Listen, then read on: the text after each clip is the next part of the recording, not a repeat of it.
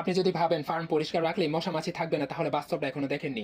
আসসালামু আলাইকুম রহমতুল্লাহ। আমরা যারা ফার্মিং করি একটা জিনিস খুব ভালো করেই জানি, ফার্ম যতই পরিষ্কার রাখি না কেন মশা আর মাছির উপদ্রব কিন্তু লেগেই থাকে। এটা স্বাভাবিক, কারণ ফার্মের পরিবেশটাই ওদের জন্য আইডিয়াল। কিন্তু তাই বলে বসে থাকাও ঠিক না। পুরোপুরি হয়তো বন্ধ করা সম্ভব না, কিন্তু স্মার্ট উপায় অনেকটাই কমিয়ে আনা যায়। আমি নিজেও প্রথমে কয়েকটা রেমেডি ট্রাই করেছিলাম, যেমন পোড়া মোবিলের সাথে ন্যাপথলিন মিশিয়ে স্প্রে করেছিলাম। কাজ তো করেই নাই, বরং হাত পা এবং ফ্লোর একদম নোংরা হয়ে গিয়েছিল।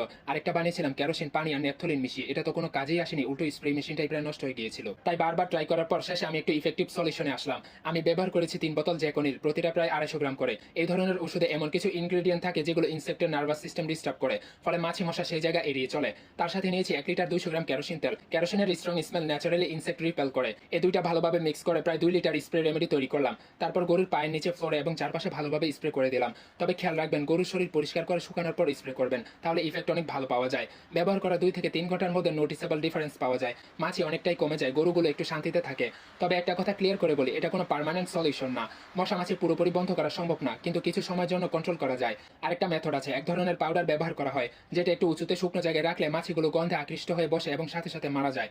আমাদের এক্সপিরিয়েন্স থেকে বলছি, অনেক কিছু ট্রাই করার থেকে একটু খরচ হলেও ইফেক্টিভ জিনিস ইউজ করাই বেটার। শেষে একটা কথা বলতে চাই, ফার্মিং শুধু লাভ লসের হিসাব না, এটা একটা দায়িত্ব, একটা আমানত। আপনি যখন একটা প্রাণীর দায়িত্ব নেন, তখন শুধু তাকে খাওয়ানোই না, তার শান্তি, তার আরাম, তার নিরাপত্তা সবকিছুর দায়িত্ব আপনার উপর আসে। আমরা অনেক সময় বড় উন্নতির পিছনে দৌড়াই, কিন্তু ভুলে যাই একটা ছোট পরিবর্তন, একটা ছোট যত্ন, একটা ছোট সঠিক সিদ্ধান্ত, এই জিনিসগুলি আসলে বড় ফলাফলের ফাউন্ডেশন তৈরি করে। আর সত্যি কথা বলতে, আপনার ফার্ম কত বড় সেটা মানুষ একদিন ভুলে যাবে, কিন্তু আপনি আপনার প্রাণীগুলোকে কেমন রাখতেন মানুষ সেটা আজীবন মনে রাখবে। ধন্যবাদ।